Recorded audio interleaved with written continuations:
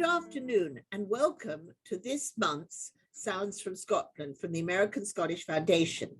I'm joined today by Sam Grobmire, who is going to be handling our arts and culture, especially around theatre and film in the coming months, and by our dear friend Cameron Steer, who handles normally sports and youth activities, but is now taking over to spearhead our music and news from Scotland.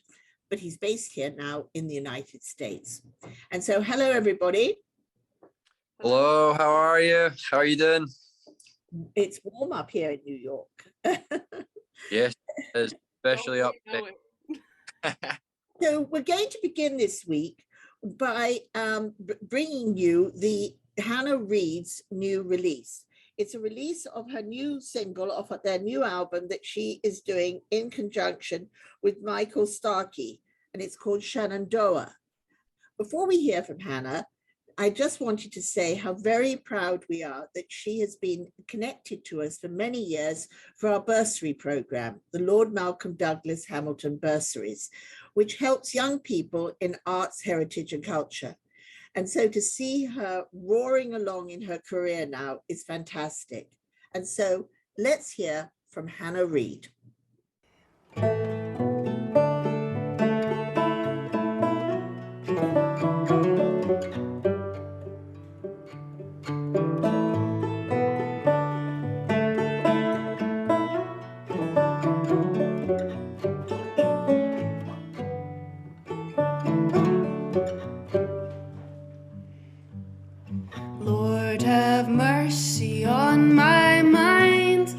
Mercy on my memory.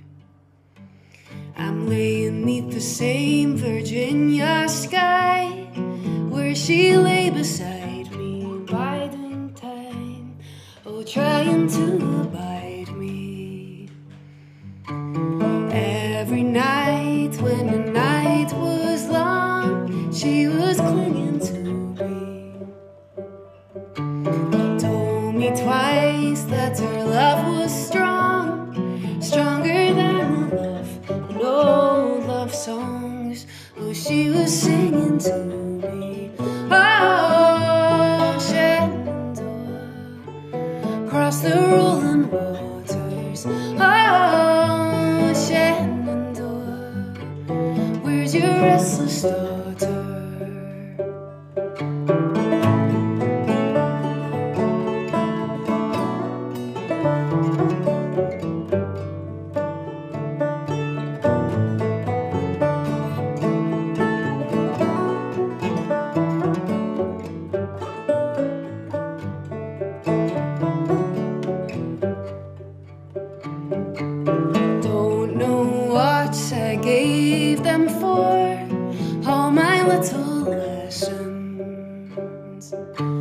How to start the peas before the corn, and how to start before the air is warm.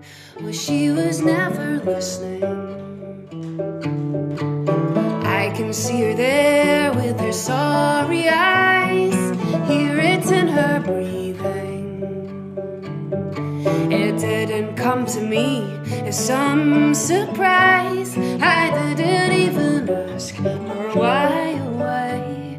Oh, and she said I'm leaving. Oh, Shenandoah, across the rolling waters. Oh, Shenandoah, where's your willful daughter?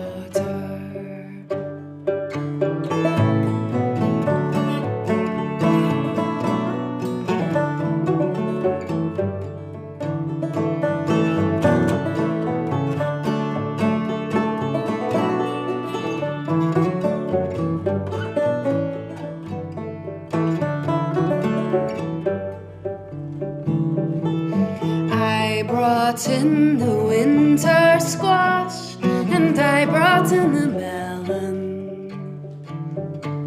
Cortland Empire Macintosh on the afternoon before the frost. Oh, I could feel it coming. Oh, I can see her there in her flowery clothes.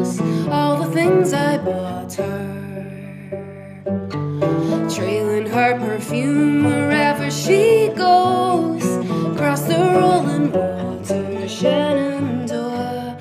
Oh, where's your reckless daughter, Shenandoah? Have mercy on your daughter.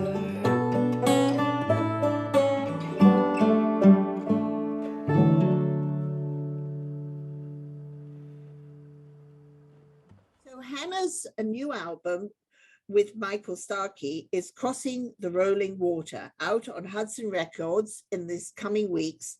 And we do hope you all take note and go and order and roar it up the charts.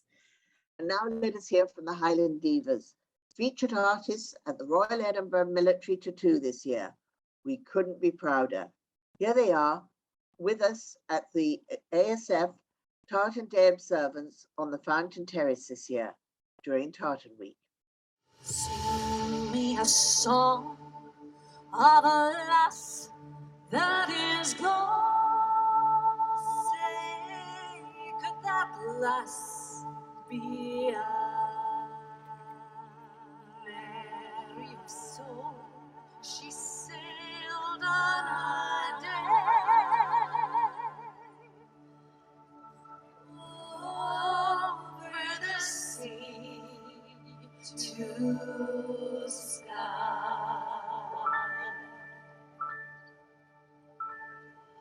Was the stern run on the port, on a starboard bow?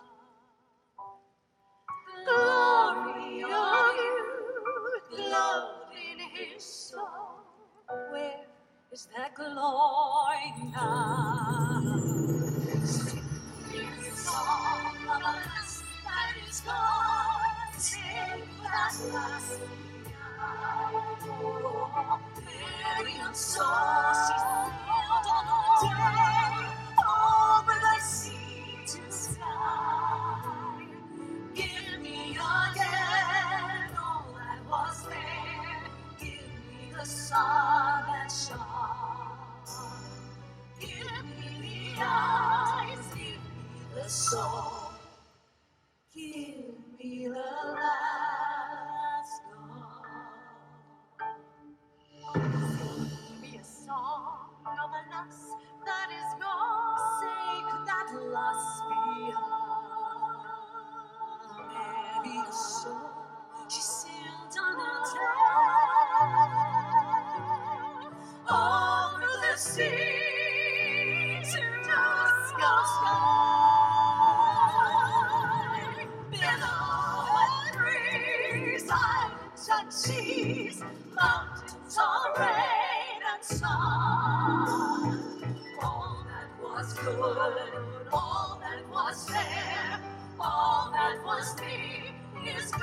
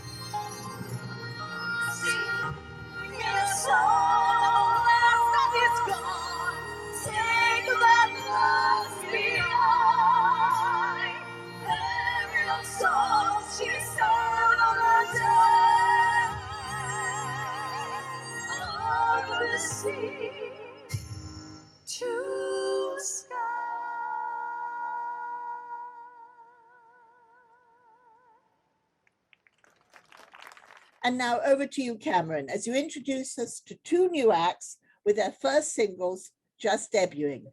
So hello, and thank you for having me on the Sounds from Scotland podcast. I'm very excited to be sharing some new and exciting music from some young and exciting bands that have just started up this year. We have the band Pedalo, who are from Glasgow University, but are made up of the band members from all over Scotland, from Inverness all the way down to Glasgow. Pedalo, welcome to the Sounds from Scotland podcast. How are you doing? Woo! Thanks for having us. Yeah, happy to be here. Well, we're very excited to have you guys on. Brand new band, right? Just started this year.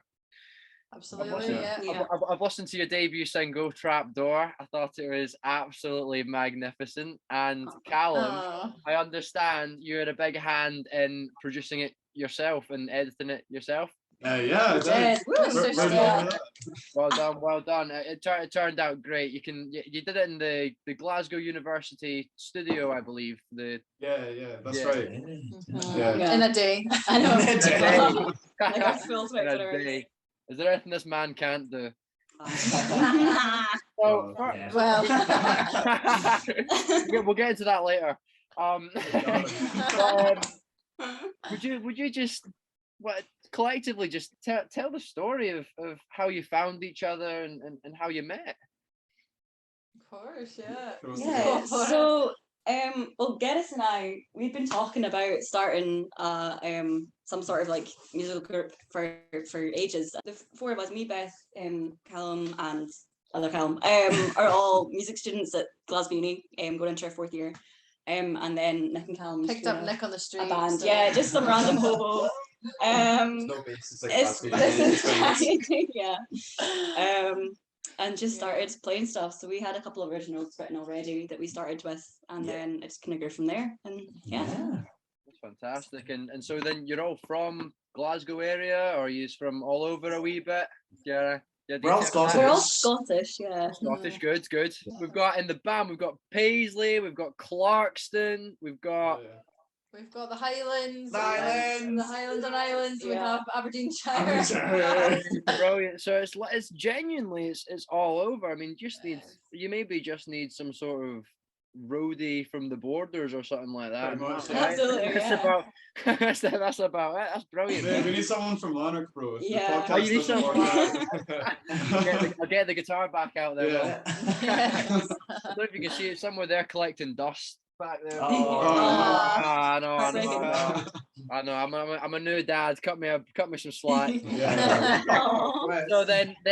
So Callum and Rick, you guys were part of another band actually. First of all, so I've heard you guys play live together. It was band who I frequented some gigs throughout my teens. I'm very sorry for that experience. So quick question for you two then is like how much does that mean for you guys to have had that band experience, left it for a couple of years? Obviously, Callum, you went back to uni to study music, and then to come back into it with people who are at the same stage of life as you are, studying and living in the same area. How was that experience for you guys coming back to do this band thing a second time?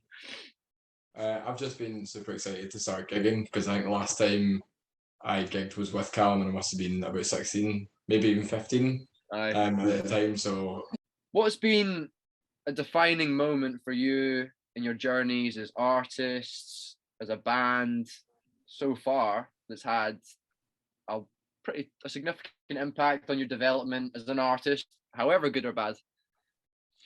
I'd say I feel like for all of us, when we started, so like Trapdoor, we all kind of wrote collectively, and I think that was the first thing that we all participated in together, and it was like a song that we all kind of wrote, I guess.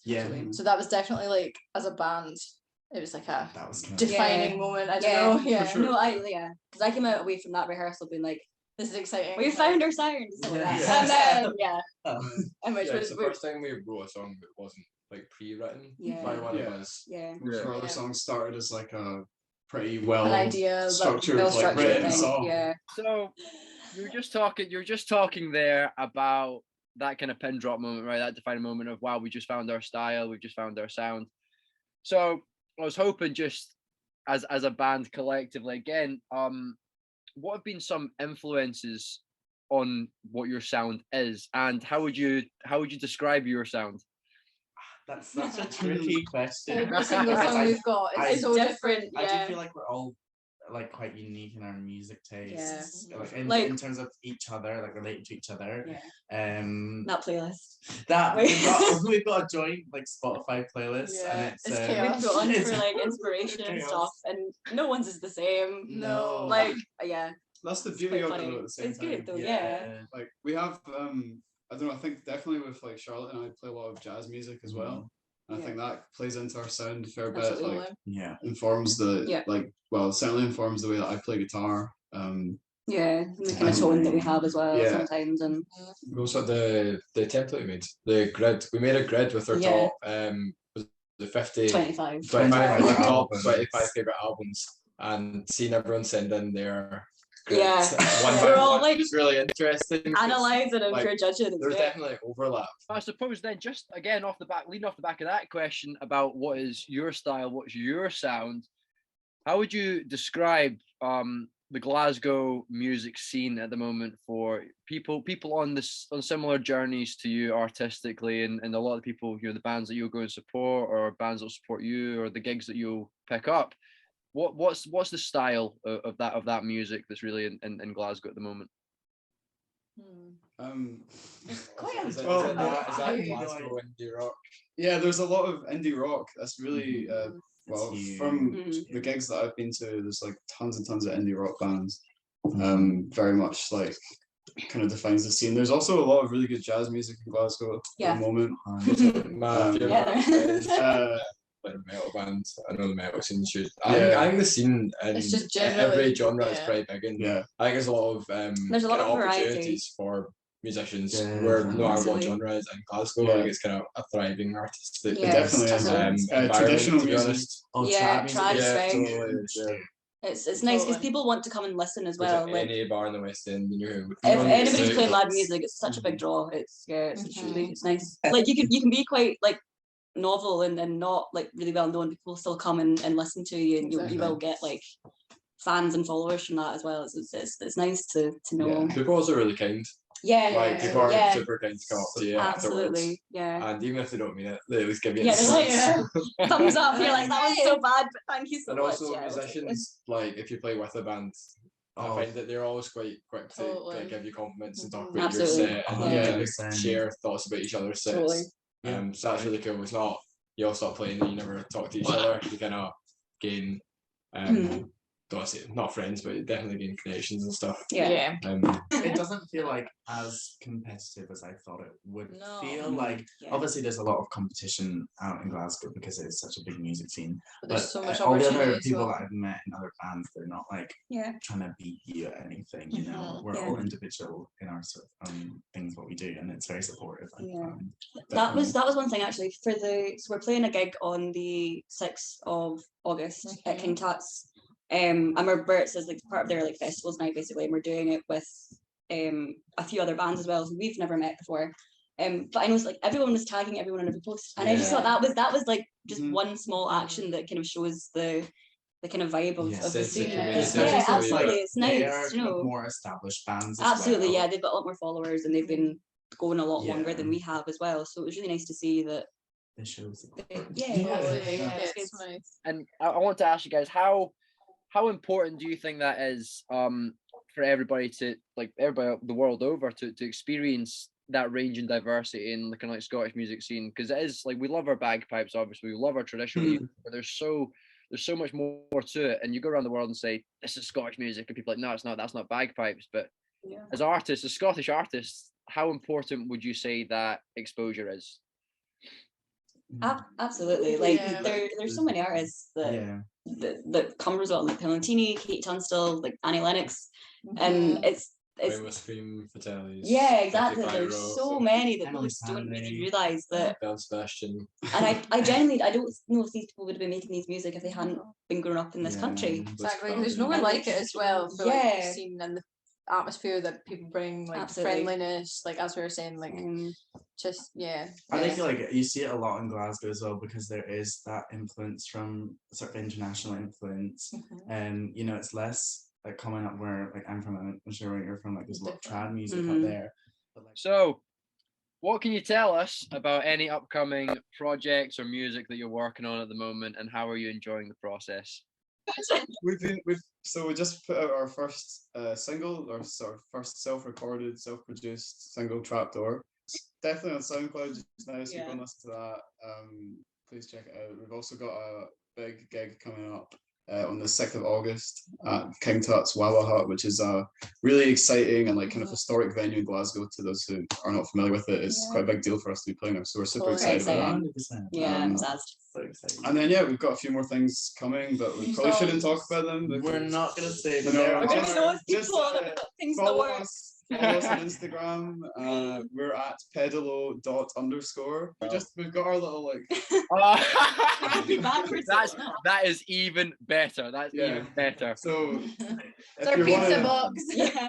If you want to keep up with us, follow us on our socials. We post everything on there. We've got some stuff coming. New banners coming soon. Band posts coming That's what, soon. meet the band, Meet the band. Pedalo, thank you so much for coming on the Sounds from Scotland podcast today. It was an absolute joy to talk to you, and we're very excited to follow you and follow your development and follow the new projects and work that you're putting out there. So yeah, thank you. And we will be playing your single Trapdoor next on the Sounds from Scotland.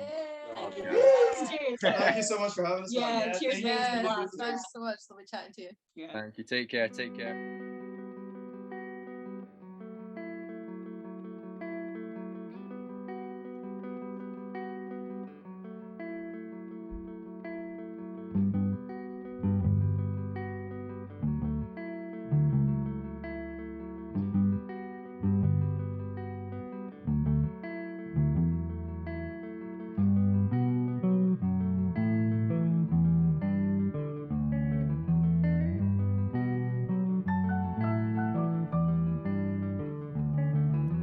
Dance with me like nobody's watching. We can burn those bridges in the morning. Cut up the ties some other night, but right now, babe, hold me, sway with me like we did in the kitchen. Reminisce the moments we've been missing. Then you can go your separate road, and I'll go mine.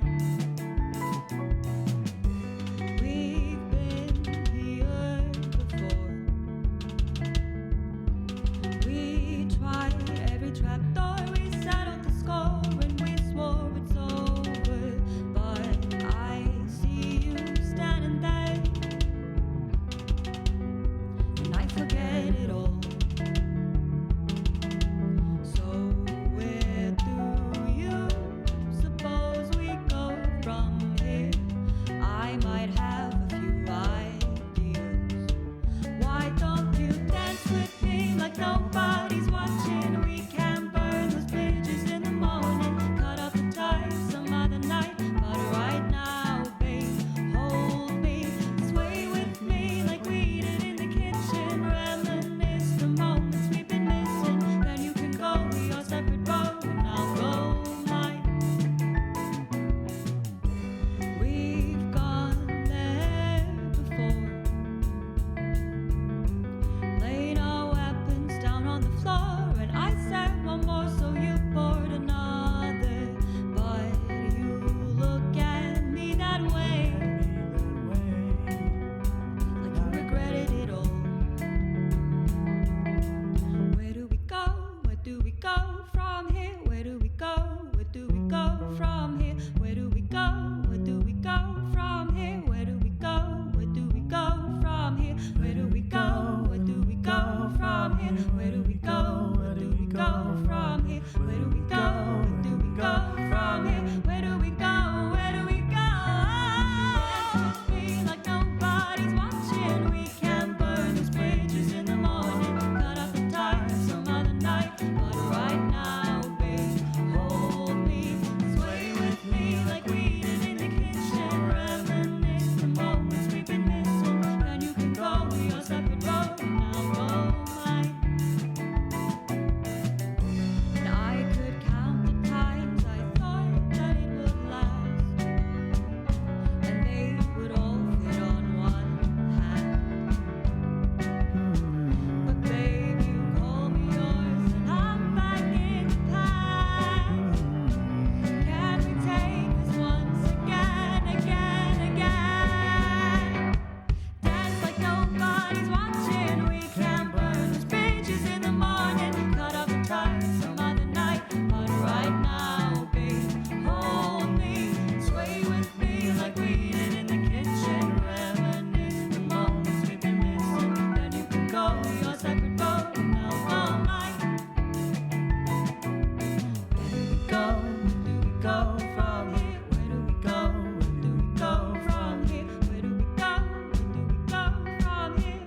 So Sam, in the last few weeks, you've been able to catch up with the production team around Islander, a production that won several awards at the Edinburgh Fringe back in 2019, and then made its way to New York. So can you catch us up on all that you heard from them around what it is to bring a production to the States?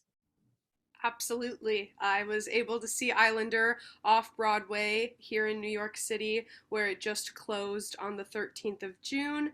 But I caught up with the two leading ladies, Kirsty Findlay and Bethany Tennick, and we had a great conversation. So here is my interview with them. Hi everyone, welcome to Sounds from Scotland. Today I am joined by the two wonderful leading ladies of Islander off Broadway.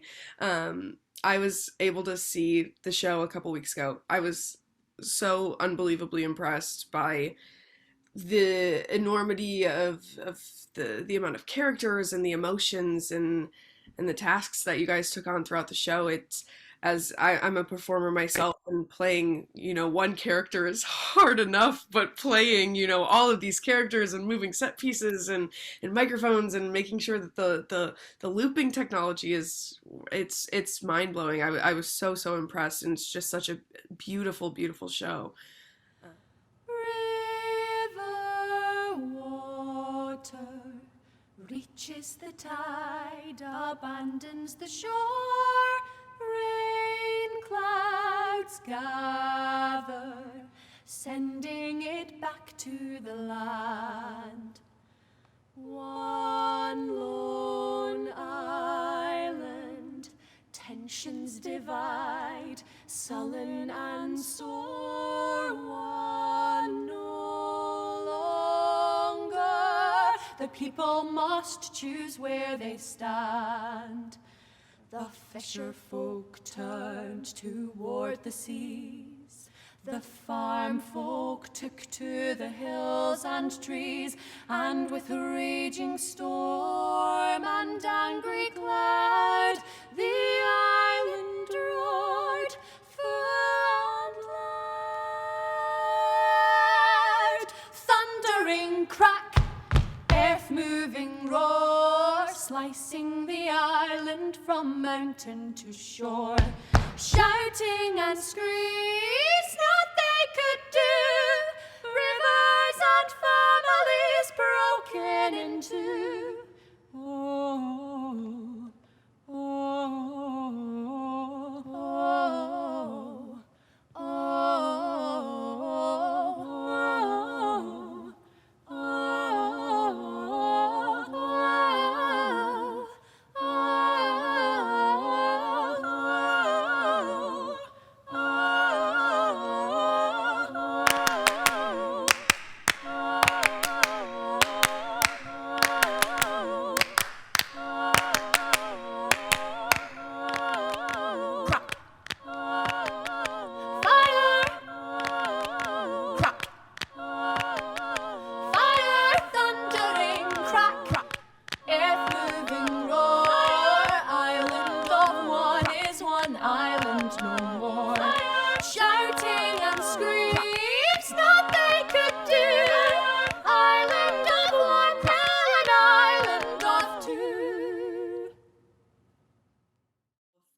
Before the show came to New York, you started with an incredible run at the Edinburgh Fringe Festival, also in London.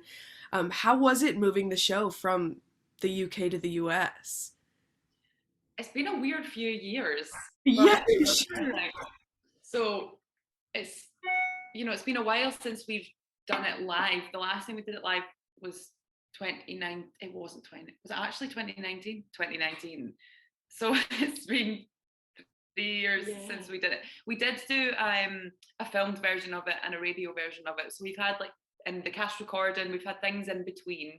Right. But it was us coming back to it as well as bringing it to a brand new audience. So it wasn't as big an adjustment as I thought it was going to be, because we were coming back to it as well, which was nice. Yeah. No, that makes a lot of sense. Yeah, and I'm sure, with the whole global pandemic thrown in the midst of it too, just a little tricky. Yeah, totally. Did you notice any differences in the audience's responses to the show differing from place to place? I'm sure that it was totally different, you know, doing the show in the UK where it's kind of based versus out here. Yeah, I mean, well, to start with, American audiences are just louder. Like they will vocalize and they will laugh. Like there's this one line in the show where my character deletes a voicemail and she goes, delete message, and without fail, there's someone in the audience that goes, ooh, or oh, yeah, we always get yeah, and we'd never get that in the UK. People don't chime in.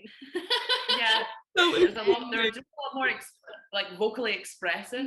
There's just a lot of Britishness in Scotland and the mannerisms, and it's not that they're not enjoying it, it's just more on the inside.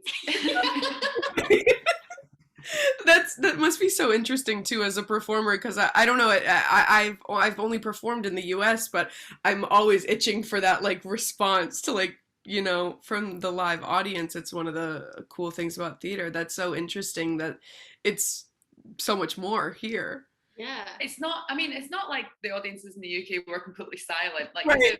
The Edinburgh Fringe, for instance, was like, we had a really great response every day at 10 o'clock in the morning. So that was really good. The Fringe, I think people bring their own energy to the Fringe as well. The Fringe just has a heightened sense of enjoy. People just want to see good things because you just go and you're just in the mood for it.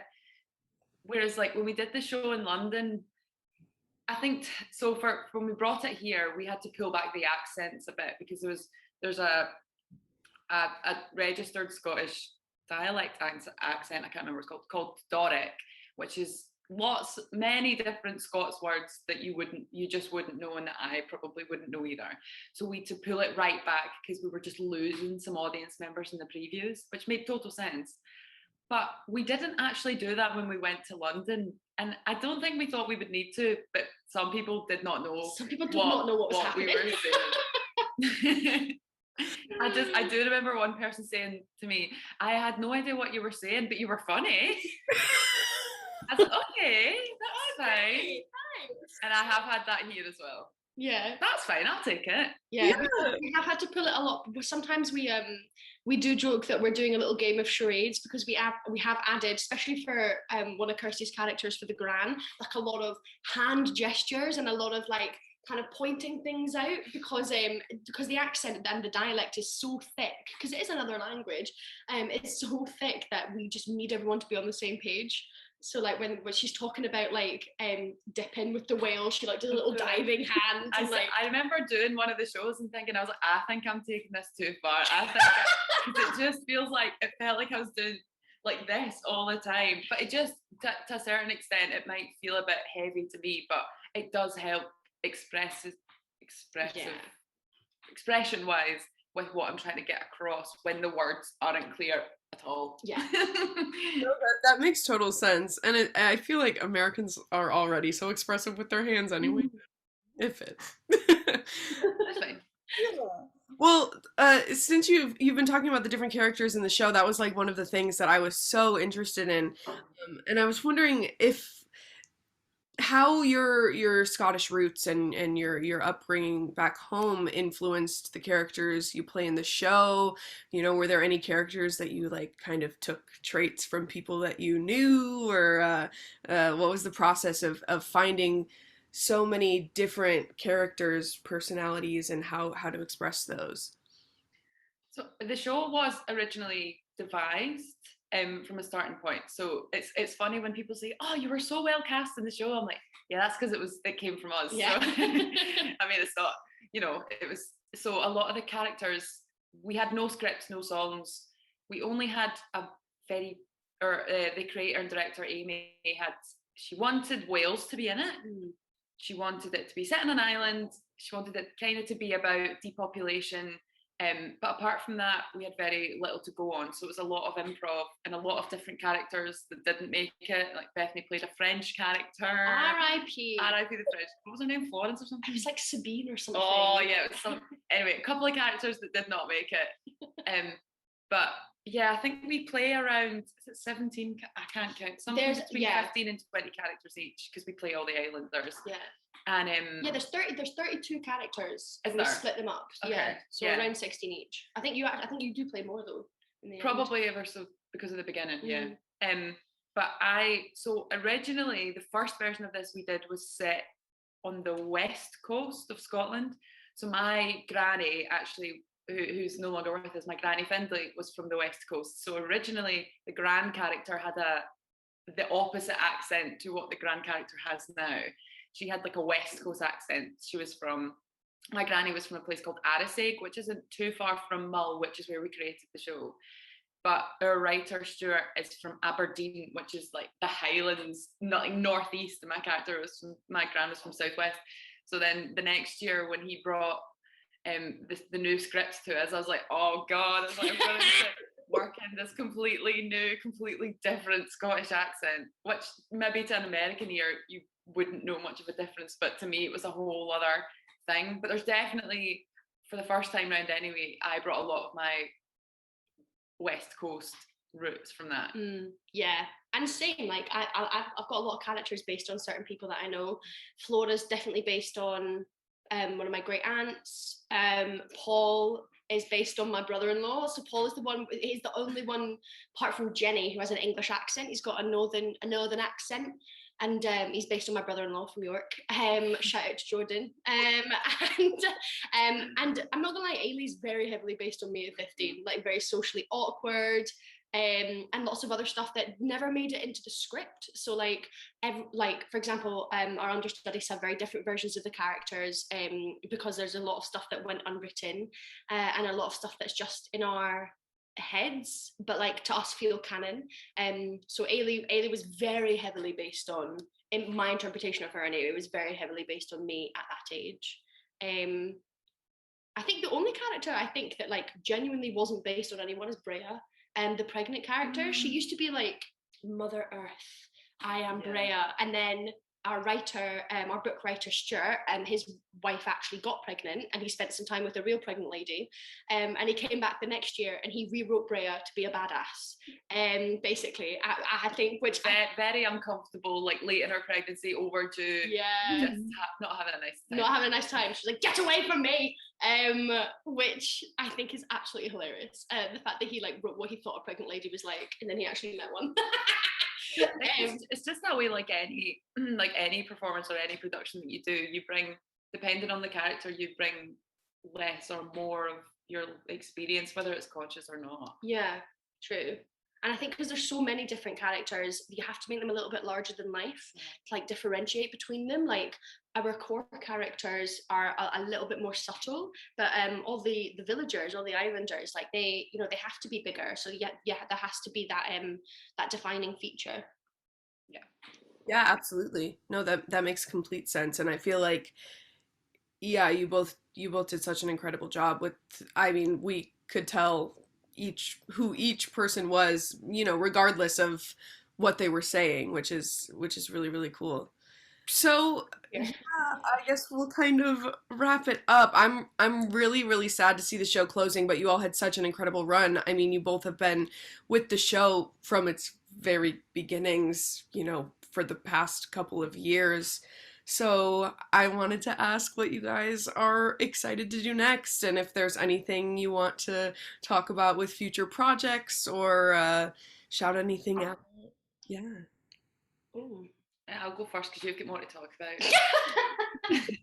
At the minute, like I've got like a couple of things lined up. We're doing hopefully another production with Finn at some point coming up.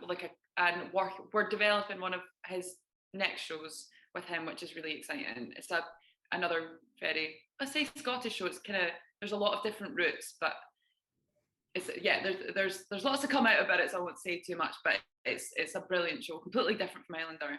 And see, to be honest, I've kind of got the traveling bug now that I've come here, and now that things are starting to open up a little bit, I'm just going to spend a bit of time at home. I've got a million weddings when I get back home.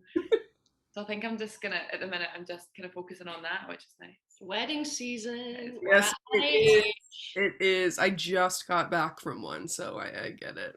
Honestly, like I feel like this is going to be the next 10 years of my life. I feel like mid-20s to mid-30s is just getting, I mean, including me, so I don't know why I'm complaining.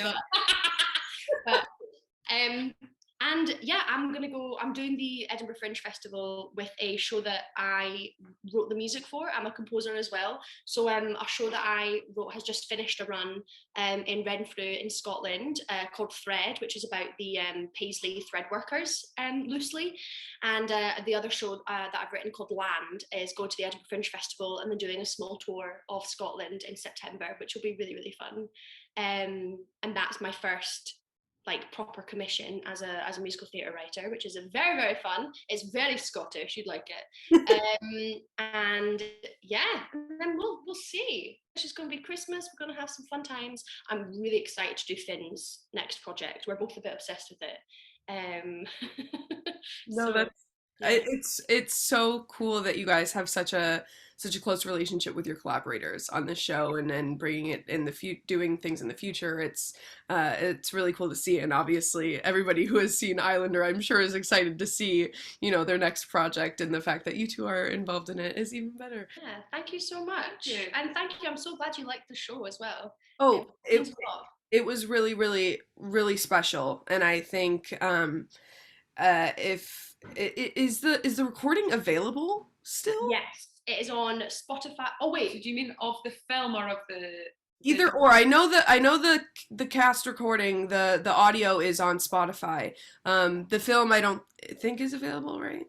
Not that I know to the public. It was on a digital festival recently, but we will find out if it's ever. It would be, because a lot of people ask us about it. It would be good if it could go online where people could watch it, like purchase it to watch, but we don't. Well, we will find out. We will find out, because I think it should be. I wanted to, especially because there are songs on the film that aren't available on the cast recording because they're spoilers.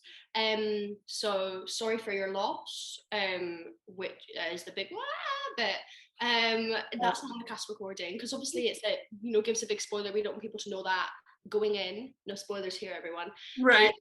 And I've had a few people message being like, oh, why isn't that on the thing? Can this be on the thing? Blessing is not on the cast recording. Yeah. Which is a shame and a half. The song that I sing to the baby bum. Which is one of my favorite things that Kirsty does actually in the show. It's cute. Very cute. So yes, the film shall be, I decree it. I think it should be online to buy, but it's not as of yet. Not as of yet. No, that's Right. Cool. Well, everybody I'll link as well the cast recording so that you can give it a listen if you haven't seen the show. And yeah, thank you both so much for being here. And I'm excited to see and follow what you guys do in the future. Thank you so much.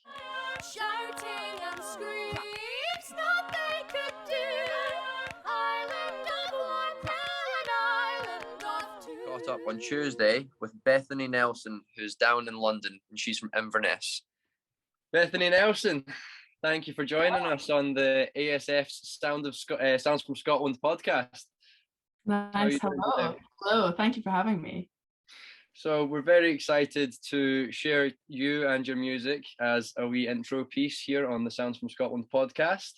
You've currently got 2 singles, I believe, released on streaming platforms, Sirens, which was your debut single, and your 2020 release, I Don't Want to Listen to the News. So from listening to them a good few times over the course of this week, both pretty powerful, very powerful, but in different ways, different styles. One which is I Don't Want to Listen to the News is more electric pop, and Sirens is a lot more raw with your vocals. So how would you explain the emotions at the time of writing both of these, and what both of your first 2 songs mean to you?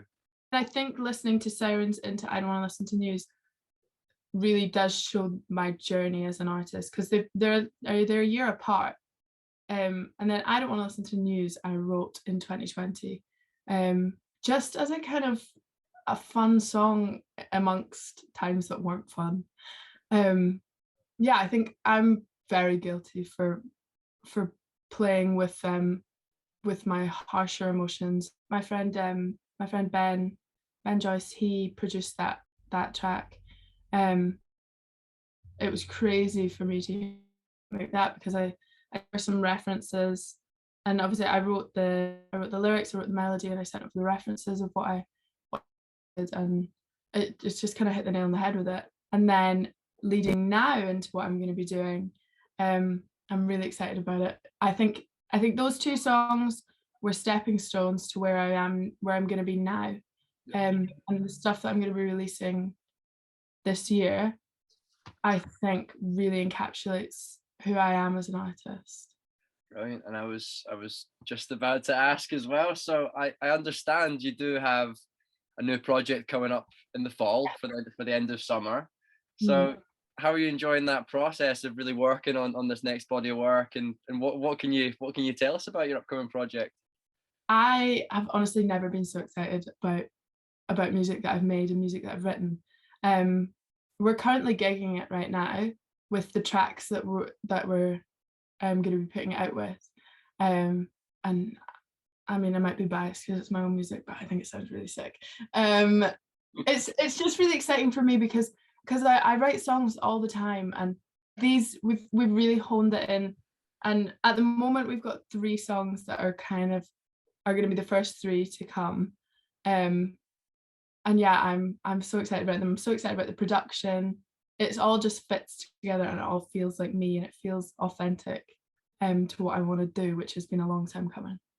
Brilliant. And we here at the American Scottish Foundation cannot wait to hear your new project. We already enjoy the work that you've put out there, and we've really enjoyed chatting to you and getting to know you today. So yeah, thank you for coming on. Thank you for sharing. And we hope to keep tabs on you throughout your journey and follow your work as you create and develop as an artist. So thank you, Bethany. Thank you so much. Right. And now from Bethany Nelson, I Don't Want to Listen to the News, her 2020 single.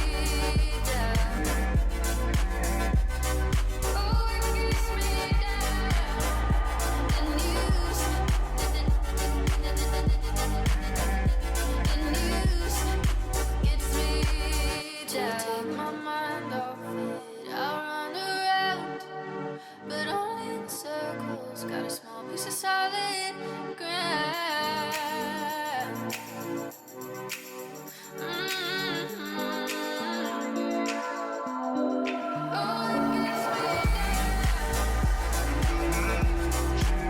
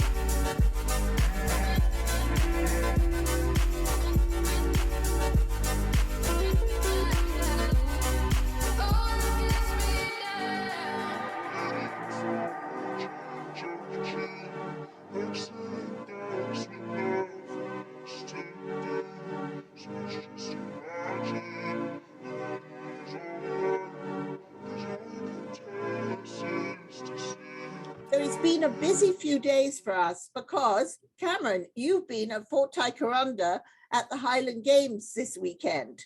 And that's just the start of the Highland Games that we at the ASF will be attending. So how was it?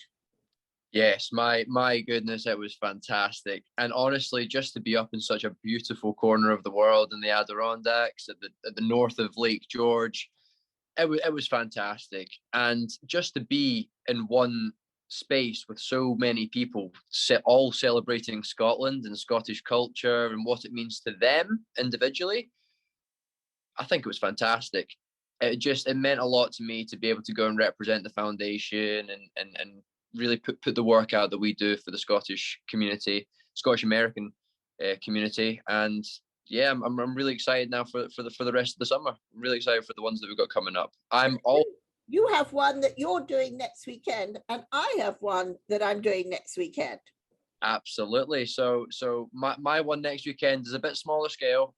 It's going to be over at a winery in Buffalo at the Bellerose Winery for the 25th of June, and it is going to be a Highland Games competition. So people actually competing against each other, hosted by the Buffalo Heavies, who are a Highland Games sports team, go around and organize games, competing games all over New York. So that'll be a really fun one. I'm excited to spectate that and again represent the foundation and make some connections.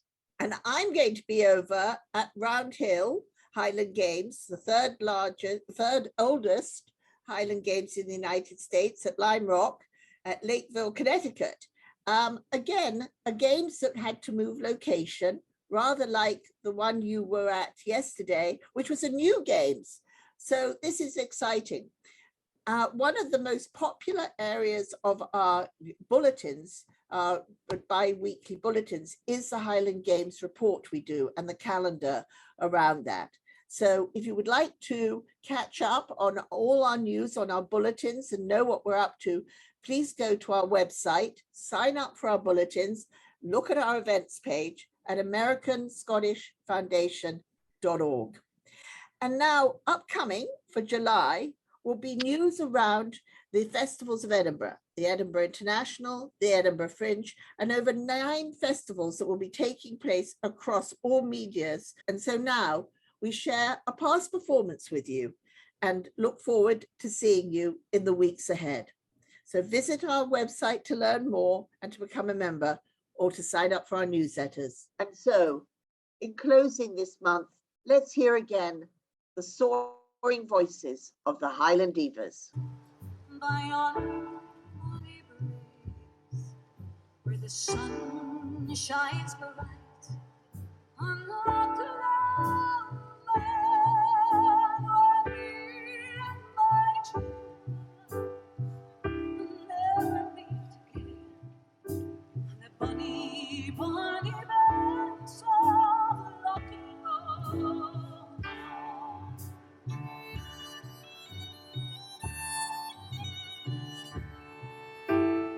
We took the high road, I'll take the low road, and I'll be in Scotland